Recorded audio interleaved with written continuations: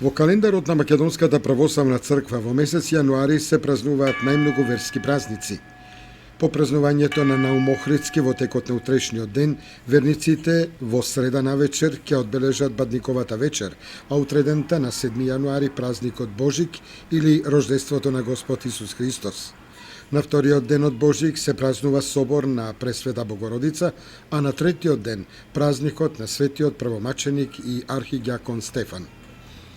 На 14 јануари според православниот календар е Свети Василий или обрезанието на Господ Исус Христос кај народот познат како Стара Нова година. На 19 јануари вторник е Богојавление Водици или познат како во Јорданије, додека наредниот ден на 20 јануари среда е празникот на Свети Јован Крстител. Во текот на овој месец верниците ќе ги празнуваат и следните празници: Свети Гаврил Лесновски и Свети Атанаси Велики, или познат како Зимен Свети Атанас.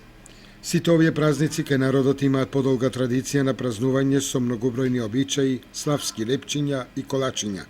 Овие празници се и лична и домашна семена слава на голем број жители на Кочани, поттука и празнувањата се исполнети со празнични ручеци, вечери, семени слави, посети и седенки.